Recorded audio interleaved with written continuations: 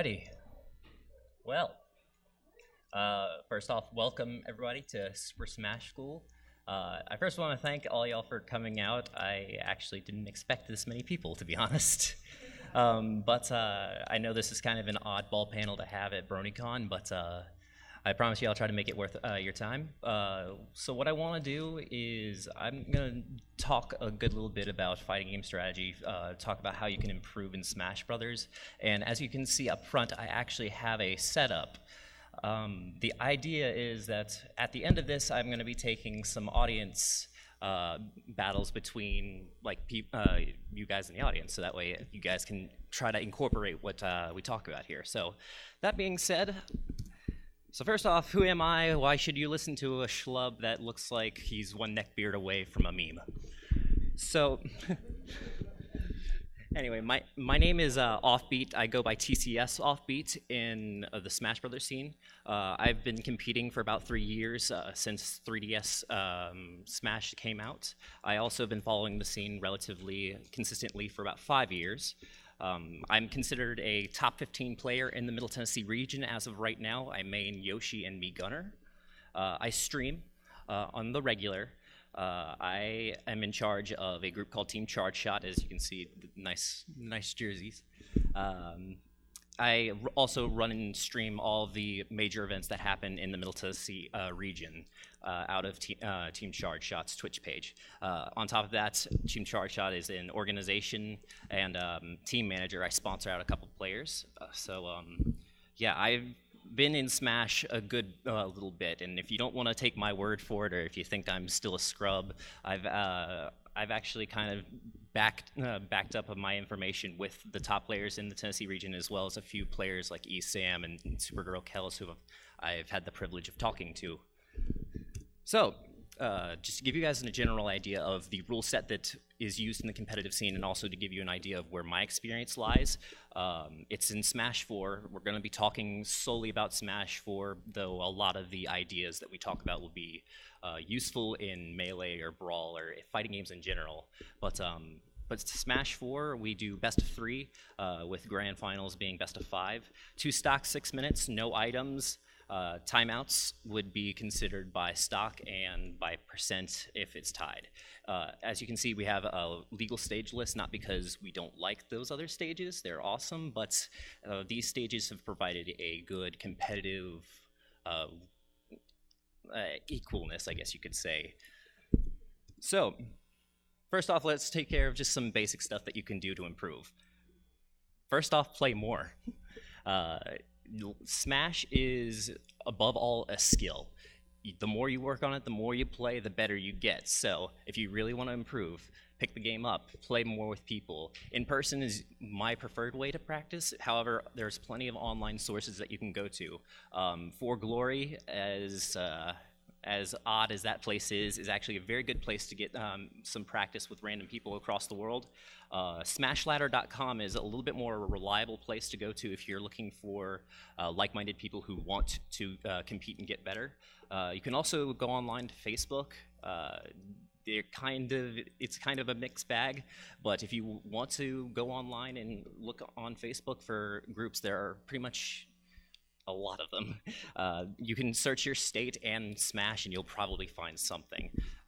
So now, as an addition to that, you'll want to play with thought and purpose. So what exactly do I mean by that? Well, think of Smash like learning a musical instrument or any other skill, like I said earlier. If you just sit down and say you want to learn to play the guitar, you can pick up a random guitar and just like start playing notes, and you might get sound, and you might be able to say that your muscle memory is improving, but how much better are you really getting? It's when you start playing like chords, learning your scales, actually figuring out what each fret does is when you start actually improving. So take the same kind of mentality into Smash. What you want to do is, if you're playing a game and you lose or you do something good, take a mental note of it and try to improve or fix what you did wrong. Always take every opportunity that you play as an opportunity to improve. So think and then act upon it, and ultimately learn from your mistakes. The easiest way to get caught like against a wall is just to always be doing the same thing over and over and over, and you never really acknowledge that you made a mistake. So learn from your mistakes and improve that way. Pick a single character and learn them. Just learn them as best you can. Learning a single character helps build your fundamental skill in Smash Brothers. So ultimately, the more and more you play them, you're not only getting better at the character, but you're getting better at the game as a whole. The movement, the mind games, everything about Smash you're improving by being able to successfully just know one character. That said, also pick a controller and controls that you like. Every single control scheme is available in Smash 4. You can use the Wiimote, you can use the Nunchuck, you can use, as you can see, I use a GameCube controller. You can use the 3DS. It doesn't matter, but if you keep switching the controllers you use, it's harder to build the muscle memory necessary to really play very well. So pick a controller and stick with it. Now, the other thing you can do is watch. When you watch Smash Brothers at a high level of play, you start to get a standardized idea of how the game should be played on a mental level. On top of that, it can inspire you. For example, if you play Diddy Kong and you want to get better at Diddy Kong stuff, you watch Zero, who is the #1 player in the world and is a Diddy Kong main. And when he does something cool, you're like, oh yeah, that's a cool option. Maybe I should do that. So the more you watch, the better you can become just by learning through osmosis is what I would call it. I have a couple examples here. As I said, Zero, the #1 player in the world, streams quite a bit. He's on Twitch. Nairo, who is pretty much considered the king of Smash 4 streaming, he streams out quite a bit and has a lot of good knowledge and is #3 in the world. If you don't want to follow a single player, there are sources like VG Bootcamp, who are actually based out of, I believe, Baltimore, and they run the streaming services for Xanadu Games here in Baltimore. Every Tuesday they do Smash 4. It's considered one of the best weeklies to watch just because the region here is actually considered very competitive. And as a small little ad, my channel also streams out Smash 4 in Middle Tennessee on Wednesdays and Fridays. If you ever want to watch Smash, by all means, look us up. And on top of Twitch, you can go to YouTube, search your character versus Smash 4, and you're pretty much guaranteed to find a match. There's a large amount of matches that are played, and a lot of them get sent to YouTube. So, that said, I probably don't have to explain how to play Smash. I'm pretty sure all of us in here know generally how to play. But for the sake of clarity, the goal of Smash 4 is obviously knock your opponent off the stage, get them out of bounds, and do that twice, in this case with 2 stocks, and you win the game. So, that said, now that we understand that, what's the best way that we can go about improving? Well, one of the best ways to start is to learn about match flow. There are 3 different states that you can be in at a given time in a game. You can either be in neutral, you can be in advantage, or you can be in a disadvantage. And neutral is pretty much the majority of the game. Neutral is, well, it's whenever you and your opponent are in, well, a neutral position. Nobody has an advantage. Nobody really has an upper hand. So because the majority of the match is spent in neutral, the goal is obviously to hit your opponent. So how do we go about doing that? Well, I have a quick little video here for you.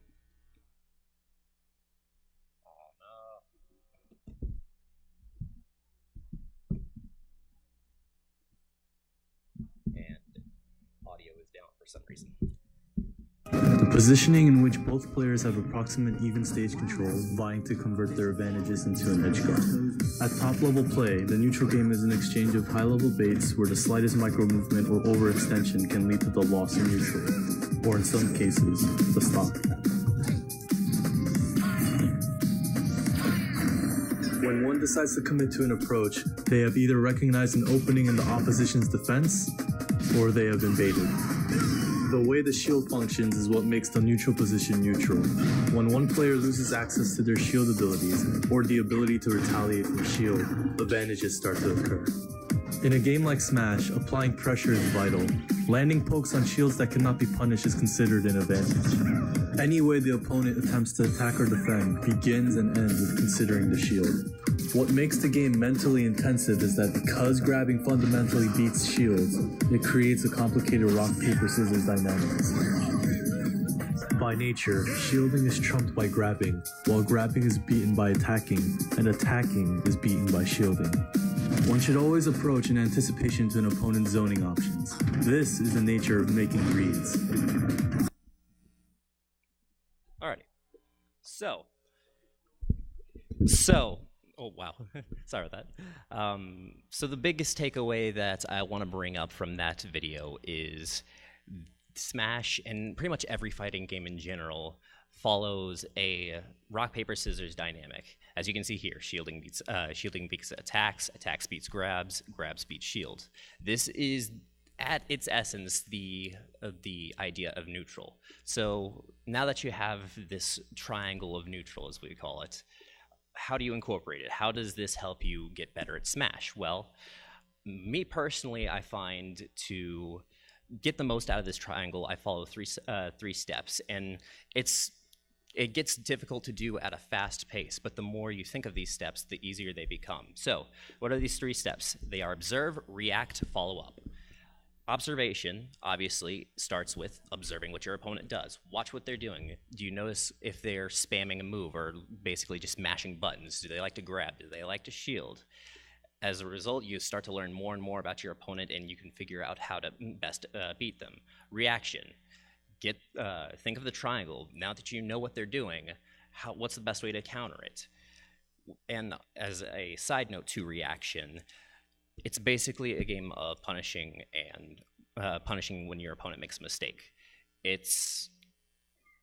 Reacting is all about trying to counter what your opponent does, but when your opponent decides to do something and they miss, essentially, and they leave an opening, why wouldn't you go in for an attack?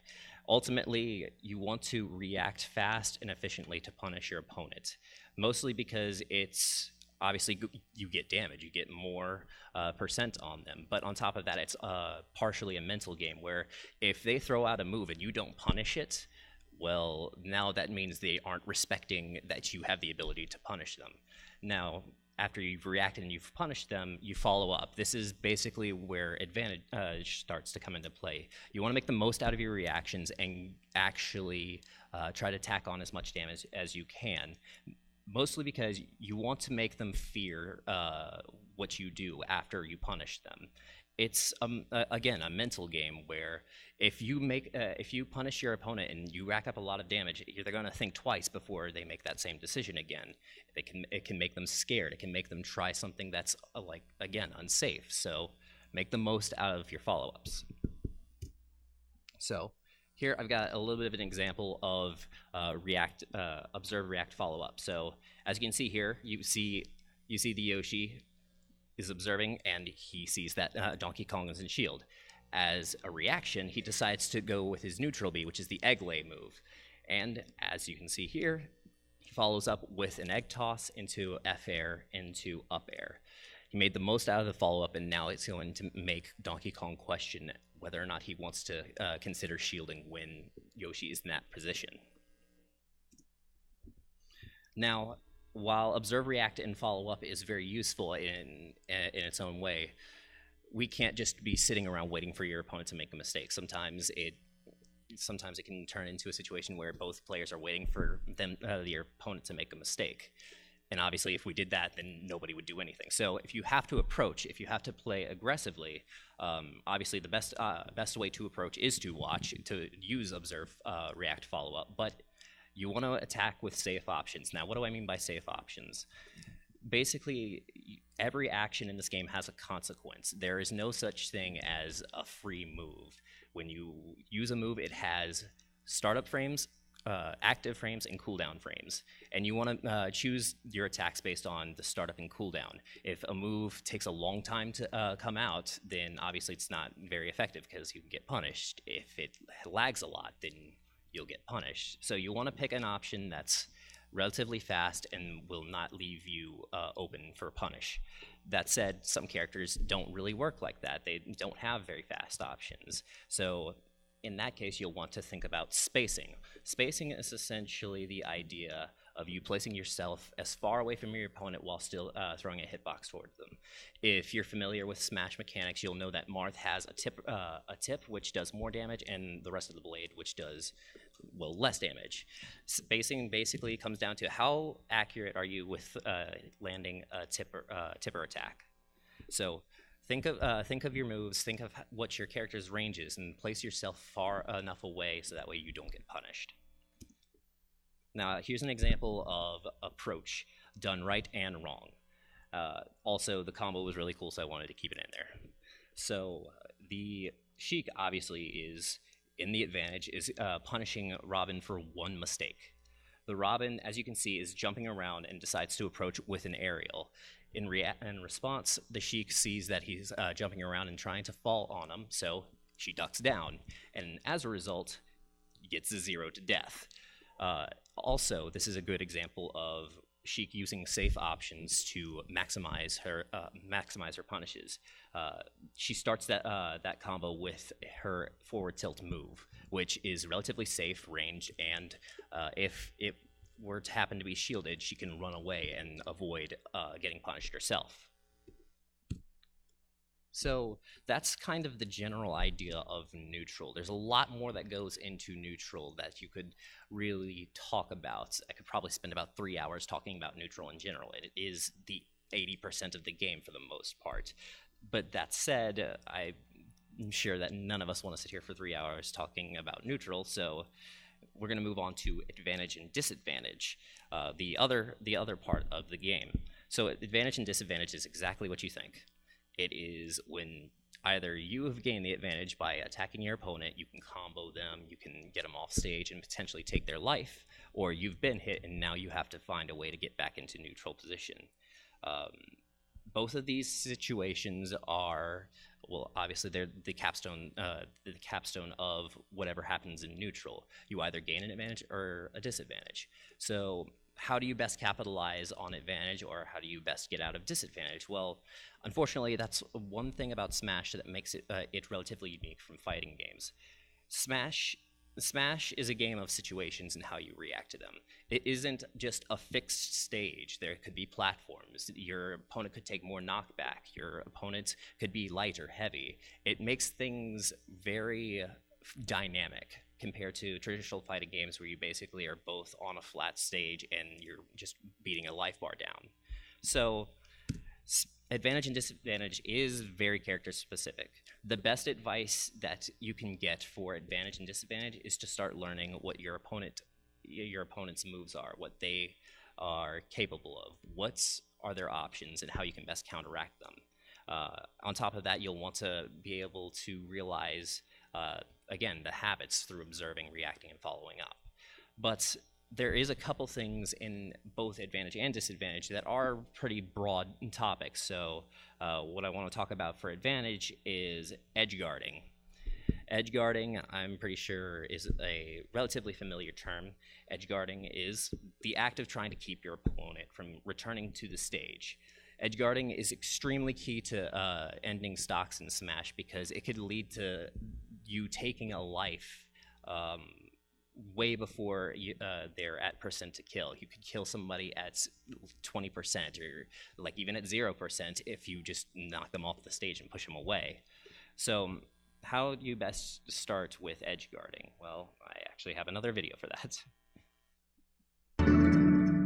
The standard competitive stage in Super Smash Bros. Has 4 directions to knock your opponent out of invisible boundaries. They are the top, bottom, left, and right directions. These are known as blast zones. Once a player falls or is hit past these blast zones, they will lose a stock. After a player is knocked off the stage, they will usually try to recover and get back onto it. At this point, you must decide how to edge guard your opponent. Based on factors such as location, stage, and your respective characters, you have to think about what their options would be, what they would think to do, and then predict how your opponent will attempt to recover. For example, if you knock knock a Captain Falcon off stage, they might prefer to drop down below the stage and up B to the ledge to play it safe. However, if the Falcon is knocked to a higher position closer to the stage, he may have more options to mix up his recovery, keeping you guessing. To properly edge guard, you must know your opponent's character and options and successfully execute your predictions to intercept their attempt to get back onto the stage.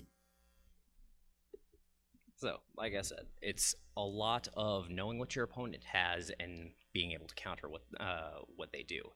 That said, if we're talking about edge guarding in a general sense, the way I personally view edge guarding is there are two types of edge guards. There are soft edge guards and there are hard edge guards.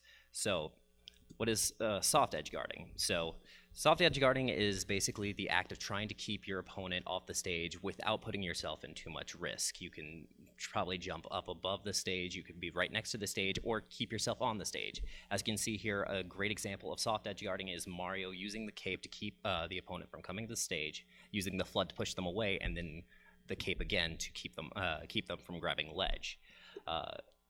This is extremely this can be extremely effective. You can take stocks from soft edge guarding, but the aspect of soft edge guarding is you're putting yourself at low risk, which means your options to edge guard could be limited based on your character. So ultimately soft edge guarding is seen as less effective than hard edge guarding, but the pros to the lower risk is that you can maintain stage control and try to predict what your opponent does once they return to the ledge. Now, conversely, hard edge guarding would be you basically going all in and trying to take their life. You are going off the stage trying to get rid of their stock. And as you can see here, a great example is this Lucas player just going all the way off the stage, putting himself at extreme risk to try to take out this Fox's life. Now, as you can see, this is extremely risky. If you throw a move out and miss, then you could potentially find yourself in a bad situation. You could find yourself basically in the position that you were trying to edge guard, with your opponent returning back to the stage, and now they have the ability to keep you off the stage. But that said, it's probably one of the most effective ways to do it if you land the hits. Obviously, you don't want to do this if you don't have a character that is, well, they struggle to recover. If they can't get back to the stage because their jump is bad or they have a recovery move that's bad, then you don't want to be going for these hard options. But there is something to be said about landing a spike and it being extremely satisfying. So there's a couple things you do want to consider if you do decide to go for an edge guard, though. Every character has an air dodge. If they recover high and you make your edge guard a little too predictable, then they're just going to air dodge straight through it, and now you're back into neutral position. Always be cognizant of how you're going up and approaching your edge guard. That said, you can also use air dodges to your advantage. If an opponent wants to air dodge, air dodging, well, it's not infallible. You can't throw another air dodge out for a couple frames after one ends. So if you can predict when they're going to air dodge, you can potentially take their life by just jumping up in the air and then punishing them for air dodging. Next is challenges. What does your opponent have as far as hitboxes that could come out fast and challenge your ability to edge guard them? Many up Bs in this game, or the recovery moves in this game, have hitboxes on them, which means they will damage you if you hit them, and you'll wind up in a bad situation if you decide to go off stage and get an edge guard. So always take in consideration if your opponent has a fast enough move to challenge you, or if their up B is going to hurt you if you go after them. One of the biggest things to consider is risk. Is it worth going for it? It's extremely satisfying to go for a spike, yes, but in a situation where you're down a stock and your opponent is up by a life, it may be worthwhile to go for it because you want to get yourself back into even territory, so that way you have a better chance of winning. But vice versa, if you're up and your opponent is only got 1 more life left, why go for an edge guard and put yourself at harm's way? You want to weigh those kinds of risks before deciding whether or not it's worthwhile to go for an edge guard. And lastly, what your opponent has as far as recovery tools. Every character in this game has a jump and a recovery move of some kind, unless you're Jigglypuff, but we don't talk about Jigglypuff. Yeah, you get 6 jumps instead, though. But you need to think about if you've taken your opponent's jump, if their up B does have a hitbox that can challenge you, if they have any other means of recovering, like Ike has a chargeable side B that gives them a lot of horizontal distance, or if you're Kirby or Jigglypuff, if they have multiple jumps. Things like that you want to keep in your mind at all times, especially the jump, because if you can get an opponent off stage and take their jump away from them by hitting them with a move while they're jumping, that makes your life a heck of a lot easier, and it reduces the amount of mix-up options that your opponent has. Now, with that said, disadvantage is a whole nother idea. While the most important thing about disadvantage I'll talk about in a second, seeing as though we just talked about edge guarding, I feel it would probably be a little bit responsible to at least talk about the best way to recover yourself if you're off stage. The best advice that you can get for recovering is be unpredictable. The more and more you recover in the same way, the more likely your opponent is to catch on. So say you're deciding to go to ledge by dropping down underneath it and then using your character's up B. Eventually, you're gonna get red, and potentially your opponent can just go right on top of you and spike you, or go for a move and stage spike you. So be unpredictable. Try to mix up how you return to the stage. Sometimes it's better to just go straight to the stage if you're having to recover from up above. If you're down below, if you have your jump still, jump up and then air dodge and then use your recovery. Position yourself away from the ledge so that way you mix up where you go. It doesn't matter as long as you're consistently keeping your opponent guessing and trying to make it so you're hard to predict. That said, one thing that a lot of novice players will do is they'll go straight for the stage every single time, but the ledge is your best friend. The ledge in Smash 4 is notoriously safe the first time you grab it, because you get invincibility and now you're in a position where your opponent has to predict how you get up. That said, you're still in a disadvantageous position. You still have to get back to the stage to return to neutral, but you're a whole lot less pressured to get back to the stage if you go to ledge. So go to ledge whenever you can if you have to, and then go to stage without the ledge sometimes to keep yourself unpredictable. Now, the most important thing about disadvantage is directional influence, or DI. DI, if you ever watch Smash commentary or high-level matches, you'll hear the commentator say, oh, that's a great DI or bad DI. DI is essentially your ability to adjust how your character DI is essentially your ability to influence where you go when you get hit with a big move. So DI is essentially your lifeline to living at extremely high percents. Now, eventually you'll die regardless of DI, but the good DI and bad DI could be the difference between you losing a stock or keeping it. DI is vital. I put this slide in just to reiterate. DI is vital. Major tournaments have been won and lost over DI. So, how do you properly DI in Smash 4? I have one more video for you. For any attack, your character will go through hit lag, where you'll freeze for a brief moment before being launched. It's clearly seen when Captain Falcon's knee connects. To influence the trajectory of your character after being hit, you must input a direction during the hit lag. For moves with 90 degrees vertical knockback, such as Zelda's up smash, the optimal DI is either left or right.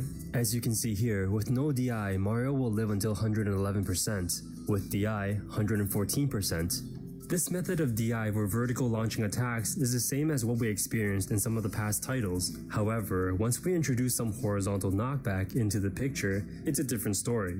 In this example, we'll say Luigi does a reverse up smash in Smashville on your right hand side.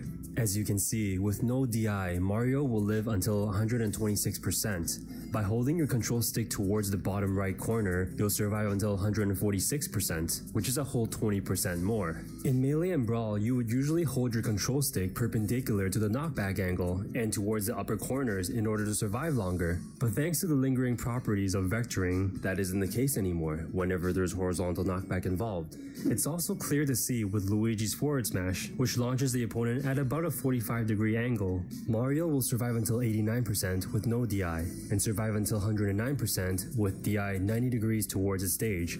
If we DI'd like we did in Melee and Brawl, Mario would die earlier. As for a move that has very horizontal knockback, like Mario's down smash, the optimal DI is again directly towards the stage. For any I thought that was long for some reason. But as you can see, DI can literally save your life. So I highly encourage, if you are looking to improve, to read up on DI in Smashboard. It's fairly straightforward. As you can see, it's explained in a video. But because Smash is so fast-paced, things change, situations can be different in the blink of an eye. Sometimes properly DIing it can be difficult, but it's a very worthwhile tool to have, and as I said earlier, is vital if you want to learn how to survive longer. Now, what I have here actually is a match from a tournament called DreamHack Atlanta that happened not that long ago. It's of the number 3 player in Georgia, Lord Mix, versus a good friend of mine, Dr. Copter, who is right now considered number 3 in Middle Tennessee. So what I'm going to try to do is I'm going to play the video, and I'll try to explain some of the aspects and some of the ideas that we talked about as far as neutral advantage and disadvantage.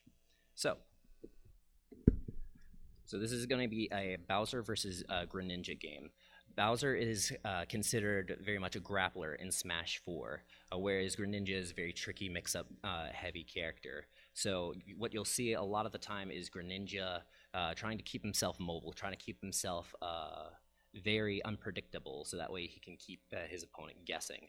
But Bowser will always be trying to go for the grab and try to respond to Greninja.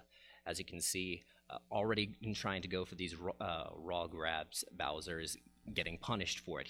He's getting accustomed to trying to just go for the grab, but the Greninja is punishing.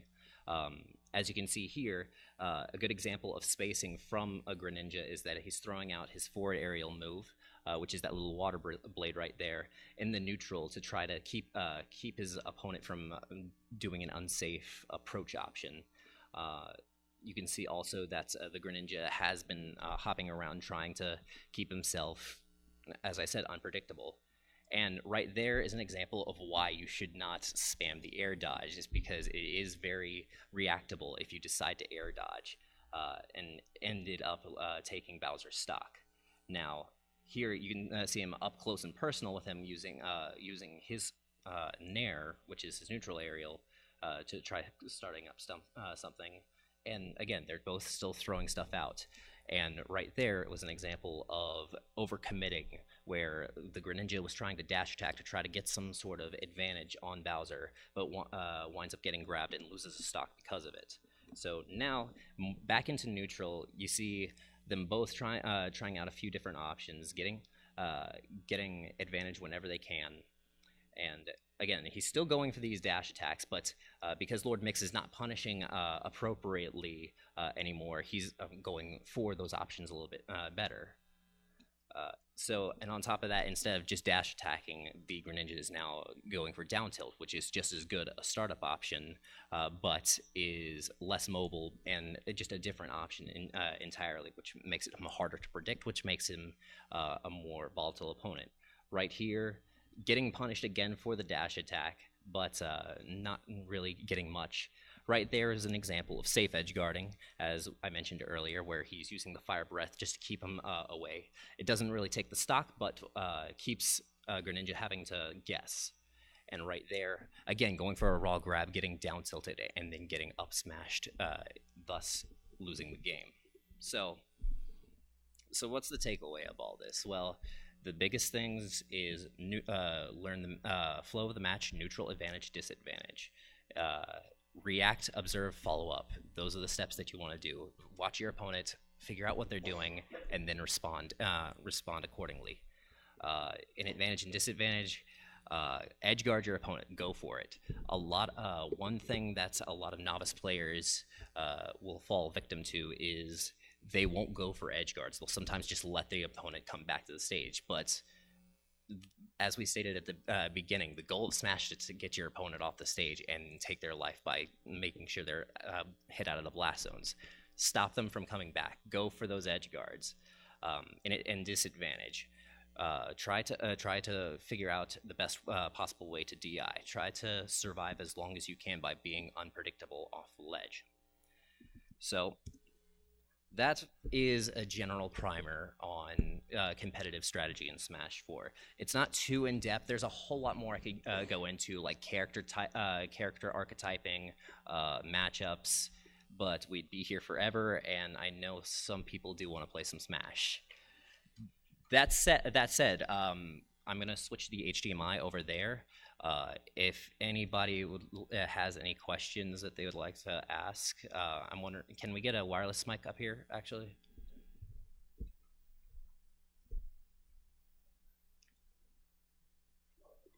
Wireless 2? Wireless 2?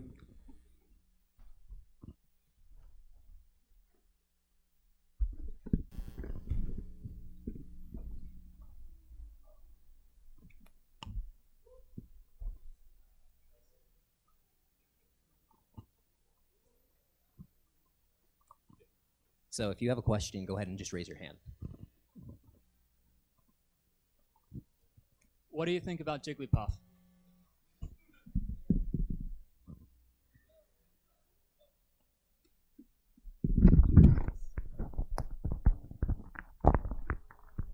All right, so what do I think about Jigglypuff?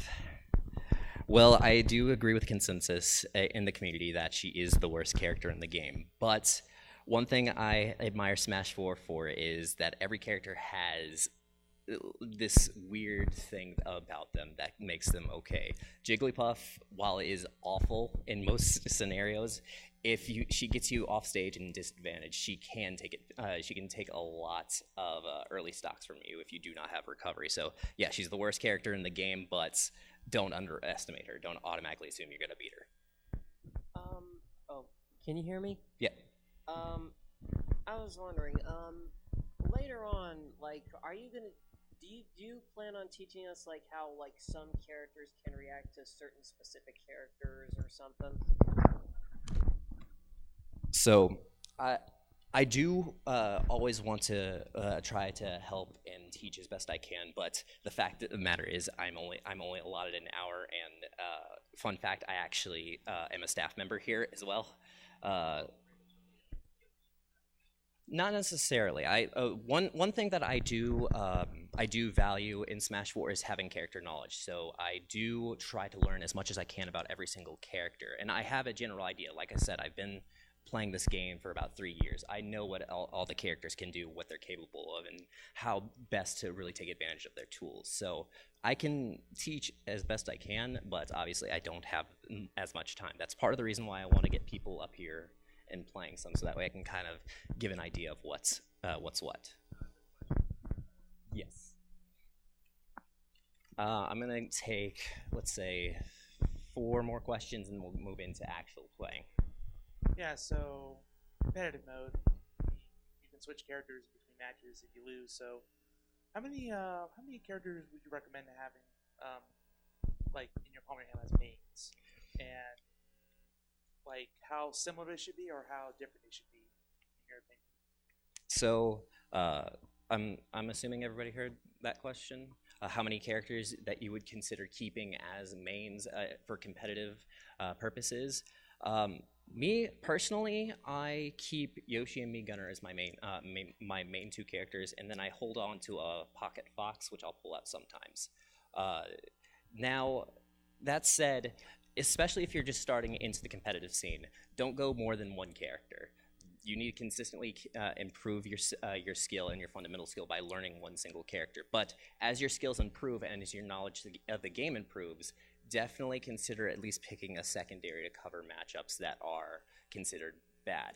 Even the best players in the world, even Zero, who's the #1 player in the world, has a Lucina that he can use to kind of mix up how he plays. I wouldn't consider solo maining anybody, but if you do, you want to pick a character that basically is probably top tier. But if you don't, I would recommend at least having one secondary. What's your opinion on tiers? Tiers are useful for quantifying what is useful and how they stack in the overall meta. But ultimately, especially in Smash 4, I don't think tiers should influence what your decision to play a character unless you're thinking about like solo maining somebody, in which case I would highly recommend going to top tier because they cover pretty much everything. Tiers in this game, like, there's so many characters I would say, oh yeah, that's a mid-tier character, even though if I were to say every character is a mid-tier character, then there's no low tier, there's no bottom tier, and there ultimately has to be somebody that's worse in the game, even though it's Jigglypuff. But yeah, I think they're good to get an idea of where the meta is. But as far as your decision to pick a character, it's pretty much just if you're going to solo main, pick a top tier. All right, hang on. Where is the mic right now? All right, let me get you, and then let's get you, and then one more that I'll decide at random. Hi. I haven't really been keeping up with Smash 4 as much as Brawl or Melee, and I wanted to know if there's been any like multi-character advanced techniques that have been discovered, like lag reduction or anything along those lines. The biggest things are auto canceling for a lot of moves, A canceling, because characters have certain moves that you can auto cancel at the beginning of moves, and some players have discovered that you can auto cancel moves like perfectly in certain situations, like Fox's up air can be auto canceled. And just for clarity, auto canceling essentially means you are using an aerial move, and auto canceling it is basically letting it be out as long as possible so that way when you hit the ground you can immediately act. That said, perfect pivoting, which is still in Melee, has become a whole lot more prominent. I know the #1 Fox in the world, Larry Lurr, loves using perfect pivots to try to bait his opponents in. And a little bit ago, there was this idea of a control scheme called Bidu, which essentially puts your special attacks on the C stick and on a trigger, which allowed you to basically do one frame inputs, but nobody's really made any good use of that. So I gotta get 2 more, and then I gotta move on to player matches. Let's go here, because I saw that you had your hand up a while, and I'll pick at random. What is the advice for like ground dodging and such? And also, can you tell if 2 characters with similar moves have more power, like Marth and Lucina and Pit and Dark Pit / Pit 2? So you mean like if their like moves ground, like when you're dodging on the ground. So like if their moves connect, and like what decides it, or like mostly if you're on the ground and you're dodging. So you're asking like how do you determine what move would be stronger on the ground, or like how can you easily dodge on the ground? Well, first off, obviously the best way to dodge is just to keep yourself mobile, obviously. But a good thing that not a lot of players use until like it just kind of pops into the head is spot dodging, which is taught in the tutorial. You can spot dodge by hitting shield and then down. Spot dodging is a great way to mix up what you're doing. You might try to bait somebody in for a grab, and then you spot dodge, and now they're wide open for a punish. But the best advice for dodging strong moves is try to make it so that way you don't put yourself in a position to get hit. Like in Smash 4, there's going to be moves that will follow up into other moves. It could be there could be a character that like has these true combos, like Fox has up tilt into up air, which is extremely powerful. So the best way to avoid that is just keep yourself mobile, keep yourself, as I said, with recovery, unpredictable. And then let's pick the Pikachu. And I'm sorry if I couldn't answer everybody's question. I'm in here like for one more panel if you want to ask me questions before the next one. So, assuming someone would say equally open to choosing any character, who would you recommend for playing to sort of essentially who's one of the best characters for learning fundamentals as you play them? So one thing that I wanted to talk about that I had to cut from this panel is talking about character archetypes, and one of those archetypes I would consider would be all-rounders. All-rounders would be a character that can be played any single way. If you want to talk about fundamental skill and really learning Smash fundamentals, the best character honestly would be Mario. He has the tools to pretty much do whatever you want in this game, and will pretty much teach you how to do everything.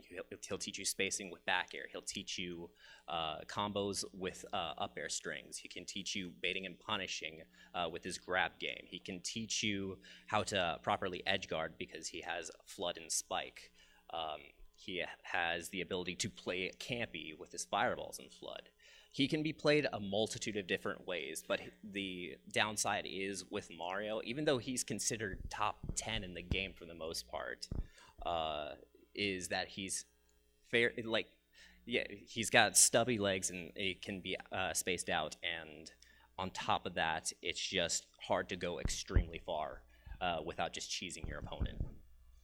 But yeah, so next up, so we're gonna have some audience matches. So I want to see who all is interested, and I do want to make one caveat. If you actually are a Smash 4 competitor and you actually do go to tournaments and you're just humoring me for coming to this panel, please don't come up here and body people who aren't as well versed.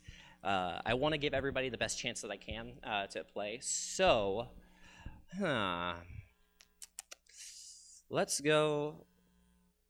I like you in the Yoshi hat because you got a Yoshi hat. So I'm gonna go with you, and then, man, I don't want to disappoint anybody. I'm sorry. Let's go with you actually. Now, just for this particular instance, we're gonna do single matches. And they'll be two stock. Oh yeah, I did not set the rules on there. I am bad.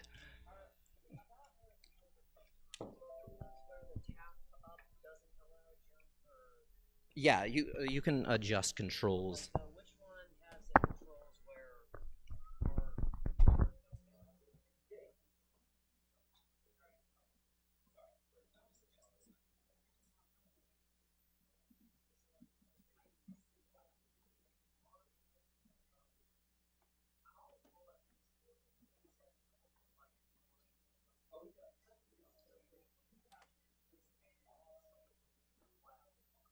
Yes.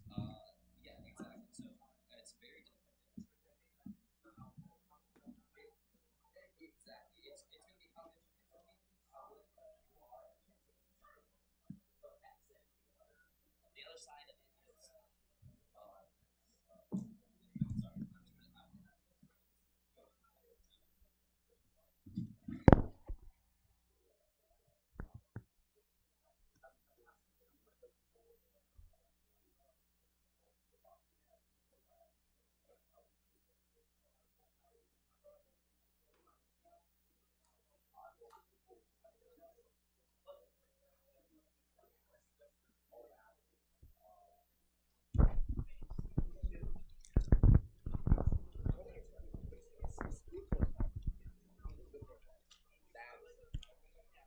Hey, can we turn up the jack?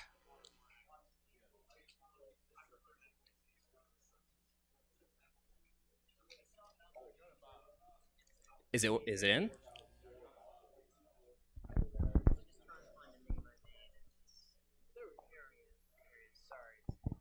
No, you're fine. Don't worry about it.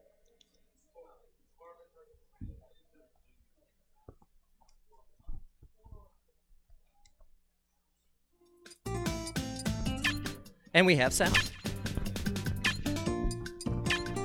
So while we're waiting, actually, who had a question again? That can speak. That will be loud enough.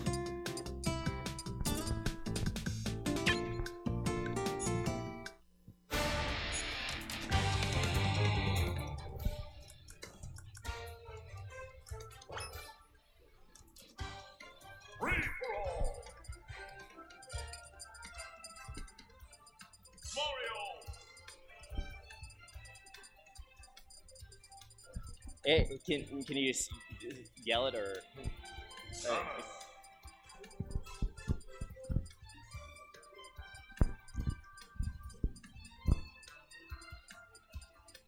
okay. In Smash 4, the combos aren't quite as long, so like, can you get away with not learning combo DI and just holding in? Yes, actually, it's quite vital for a few matchups. There's Bayonetta notoriously is one of those characters where you need to know Smash DI. But on top of that, in small bursts, like in certain multi-hit moves, it's still a very effective way of getting out of like multi-hit combos. So yeah, it's still very useful. Just the instances are very few and far between. So anyway, so we're gonna see Mario versus Samus here. And right now we see Mario going for fireballs, trying to keep himself spaced out. Going in. Okay, see, good soft edge guard right there.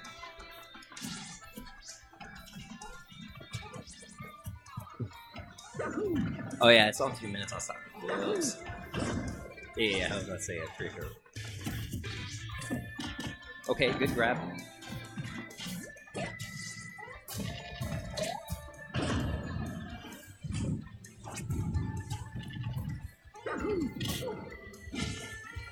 Okay.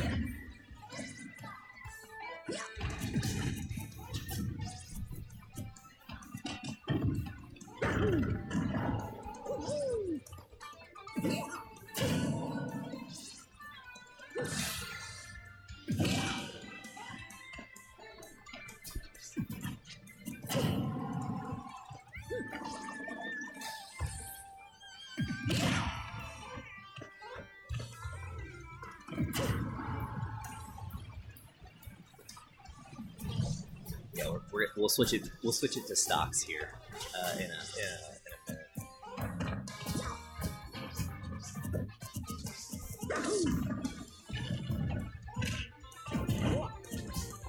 Oh yeah, that's in the game.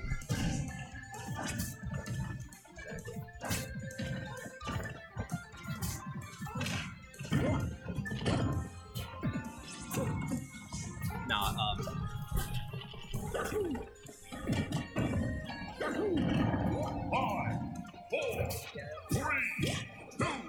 1, time! Alrighty. Alright, yeah, give a hand for these guys. We gotta, I'm gonna open it up again for more. So, who else wants to come up here and try to play? It's not that I don't want to feel like a dick. It's just excuse my language. I apologize. Let's get 2 people up here actually. Yeah, go ahead and switch it. So all right, who else wants in? 2. Let's go. You right there with the Eevee shirt. Let me get you right there in the back in the nice suit.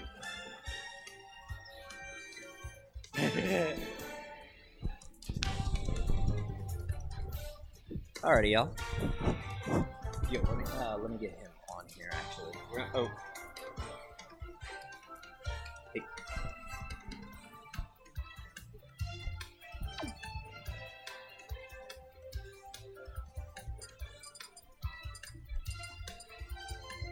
Little Mac.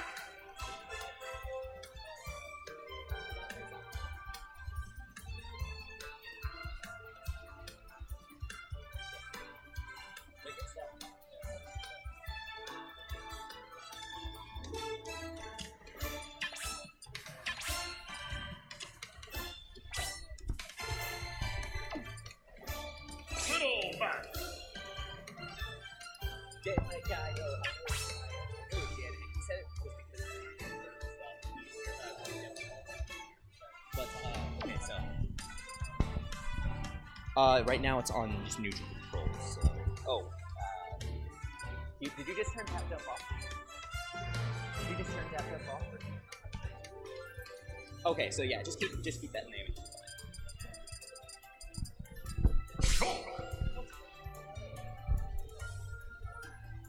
This man's really feeling it.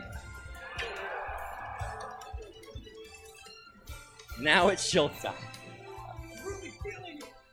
Yes.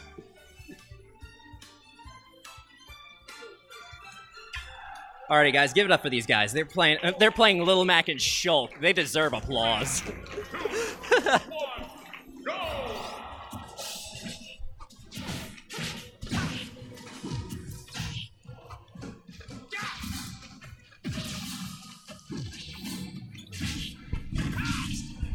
Alrighty, so here's the thing. Here's the thing I wanted to talk about, and I'm glad that people are coming up here and playing different characters. That Shulk is one of those characters that is very difficult to use because he has a neutral beam, which is his Monado arts. He changes up how he plays all the time. Oh my!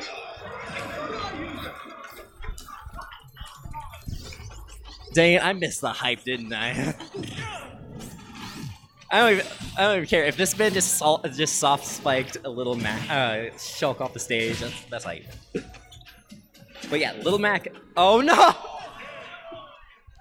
The for glory curse of Little Mac is side being off the stage. Do not side me off the stage as Little Mac. If yo this. Give these two a round of applause, man. This guy may have lost the battle, but he won that match just from the first stock alone, apparently. So, that being said, who's next? Alrighty, you are really eager, so I'll go with you. Nah. Yeah, you I in think the we got black time shirt. for Sorry. one more. Sorry. Alright, next. I appreciate the Rainbow Dash hat. And like I said, I'm not trying to be like picky or anything. I wish I could get everybody up here. I wish I had 3 hours to do this.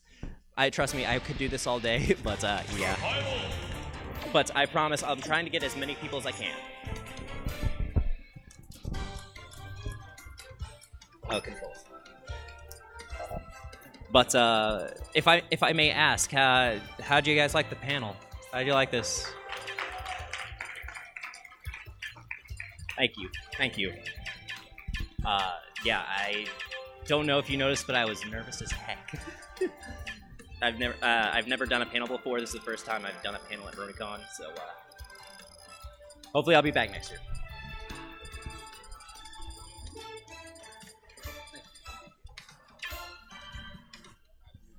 Say again? Shulk is a really oddball character because he's got Monado arts that changes up how he plays a lot, and then adds the fact that he has to really plan his moves out because his sword is extremely long. That's something that we really have to take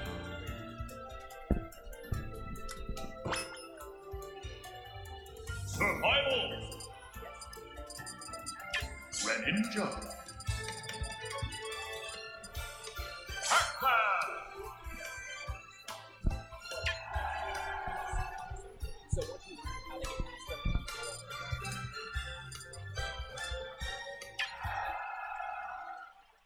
Yes. Good Okay. sets or How much?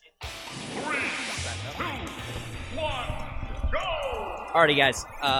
This is the last match, actually. I am out of time, but give it up for these guys for coming in here. This man's playing Pac-Man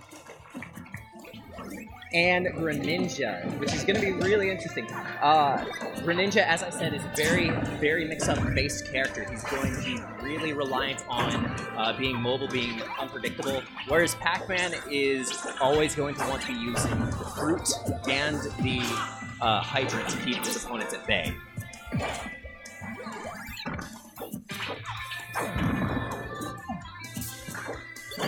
Yes, actually, the best example of a mix-up character. So, what he does is he has good setup options that have true confirms, but you can also at higher percent if they air dodge. He actually has a response to that. He can fast fall onto the ground with his up air, and he'll drag you down, which leads into footstool combos that can be dangerous. So yeah, you always want to be mixing up how you use Greninja, because honestly, an air dodge can be fatal with him. Also, Captain Falcon's another example of a decent mix-up character, because an air dodge can equal a forward air boost in me, and that's extremely deadly. On top of that, he's always conditioning you to try to air dodge up air combos. You air dodge in single one of them, and all he has to do is jump and hit knee. So you're consistently having to be mixing up with them.